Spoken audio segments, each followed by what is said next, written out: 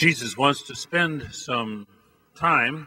He's weary from preaching and teaching and working miracles, and he wants to spend some time by himself with his disciples, maybe mentor them a little bit.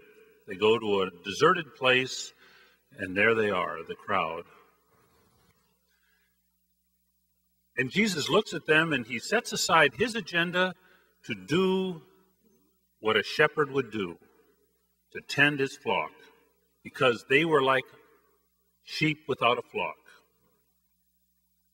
He sets aside what he wants for what they need. It's what a good parent does. It's what a good shepherd does. When I think of that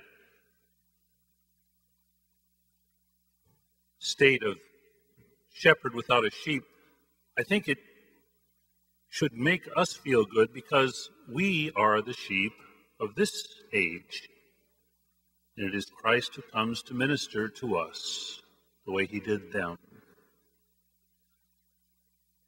And in one respect, we are certainly like sheep without a shepherd, and that is in regard to the church's teaching on sexuality.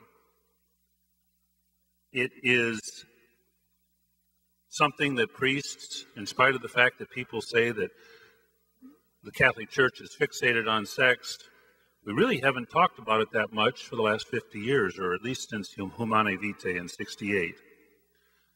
And so it's our fault, in part, that we have not done our job. We have not been good shepherds in that respect. In other respects, maybe we have. Now, I grew up in the 50s and 60s here in Des Moines. And I remember growing up in kind of a Catholic ghetto, and our divorce rate was lower, and we didn't practice contraception and abortion were things we didn't do. And it was much different than it is today. Culture has moved. And I remember having a discussion, and this indicates in some ways, with when I was at work, I was probably 16 or 17, and there was an older employee who was a friend, and we were talking about being sexually active and the pros and cons, and he said, I'm really not religious, don't care about religion, but I am not sexually active for 3 reasons. 1 is I might get someone pregnant, 2 is I might get caught, and 3 is I might get a disease. Now, fast forward to today, and after the sexual revolution, we no longer think it's a big deal to be caught having sex with someone you're not married to. It's shown on the TV and everything. We also have safe sex, or so-called safe sex, where if we wear condoms or we use then we don't get disease, and if we have contraceptives, we don't get pregnant. Now, I don't want to argue about that or debate about that part. I just want to ask some basic questions, because I want to have us look over where our culture is going. And some of the questions on the bigger picture are, as a result of these changes, where we have safe sex now, so-called anyhow, do our young men and women respect one another more or less than they did before? As a result of these changes, do they respect themselves more or less than they did before? Have we created a culture in which we are encouraging our young people to respect one another's dignity, or are they changing themselves in order to have and give more personal pleasure sexually? Is the emphasis on individual freedom that we have in America stunting our growth in terms of what we live for? Because we do. We are telling them to change themselves. Is our culture not telling them to alter their biology with chemicals or surgical procedures or contraceptive devices for the sake of more pleasure? Doesn't that say you're not good enough the way you are? What does that say about the basic dignity, our basic dignity as a human person? You know, and what does Christianity, and in particular Catholicism, have to say about this? You know, in my scheme of things, an adult is someone is someone who's mature, is someone who lives for other people and is able to help and support other people. So we move from being dependent as a child in our family to becoming independent as a teenager, where we can kind of dress ourselves and purchase, we can earn enough money to where we can eat and kind of be independent. And then, though, you're not finished until you can not only take care of yourself, but take care of other people, your family, your job, things like that. Then you become a mature adult. I think in America, we're fixated on the independent stage. I mean, what's everybody's dream? To win the lottery, no? When you win the lottery, you don't beholden to anybody. You can do what you want within certain bounds. And you don't have to worry about responsibilities or anything like that. But people who win the lottery don't end up happy. They end up divorced, estranged from their friends. They end up off sometimes in ruin, having wasted all their money. So I think that we need to look at our culture and how it's pushing us based on our individuality to a kind of independent existence rather than a mature and interdependent existence with others. You know, other cultures are not like that. I know there's a Native American comedian who talked about among Native Americans, they are more tribal or family or group nation oriented than normal Americans. And he said he wanted to marry a Native American woman. So he dated one, he wanted to marry her, and he went to ask for her hand, asked the father's permission to marry her, and the father scrutinized him and said, so, he says, do you have a job? And he said, yes. He says, good. He says, can you support a family? And he said, yes, I can. And the father said, good, there are 9 of us. Well, you know, it's true in this sense that if you marry someone and that person's family is destitute or on hard times or anything like that, they're your family. And they enter into your life and you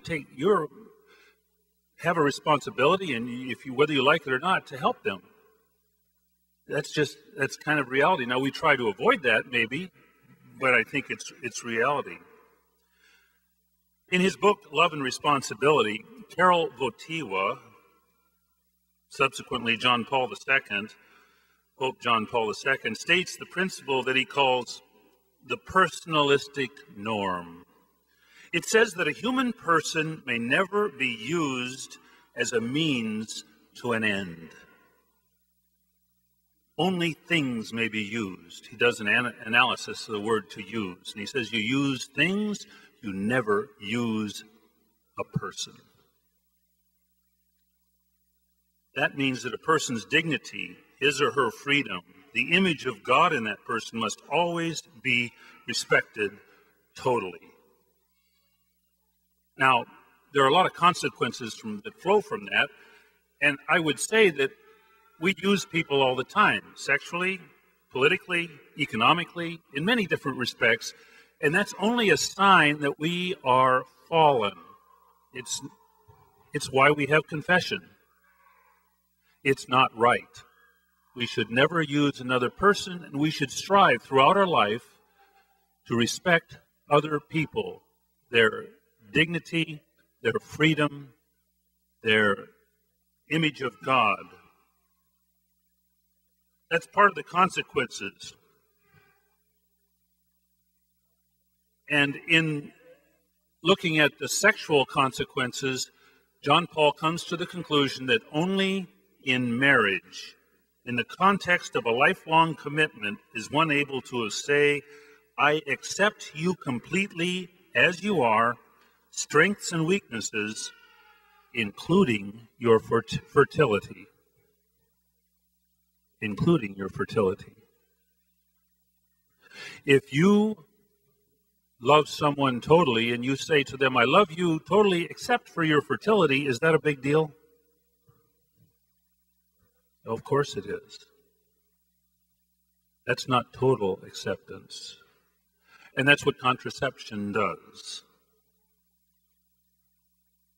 Through technology, our culture has sought to control and sometimes eliminate our fertility. But is this helping us to respect one another more or less? It's important to respect one's freedom.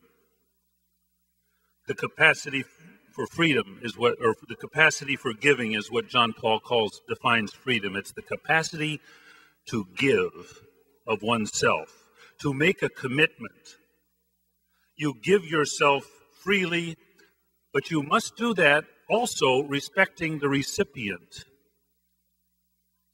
If you force someone to give himself or herself, or you give yourself to someone when they don't want you to, that's manipulative, it's slavery, it is not respecting the dignity of another person. In order to respect the recipient, freedom requires self-mastery. It means you have to be able to wait until the other person is ready. You have to be able to, like Jesus, put aside your needs or your desires for the sake of that crowd so you can deal with them now and their needs and put off your own needs for later. That's why self-mastery is such an important part. It's the hard part. It's not easy. And it doesn't come just like that, but it's worth acquiring. And not only does that freedom implies the ability to become who we were made to be, and that implies that we are in relationship. We find out in giving the gift in the right way, respecting ourselves and the other person. Part of the image and likeness of God in which we were made is that we were made to be in communion with others. Just as the three persons of God are in communion with each other, and they are giving themselves one to another, the Father to the Son, and the Son to the Father. That communion is part of our image and likeness, and we participate when we do that, when we receive the gift of another person and we give the gift. In terms of understanding sexuality, it involves, at least the way I see it, something like this. Our sexuality drives us to connect with others, and especially to connect with God. We were made for relationships. To become part of something greater,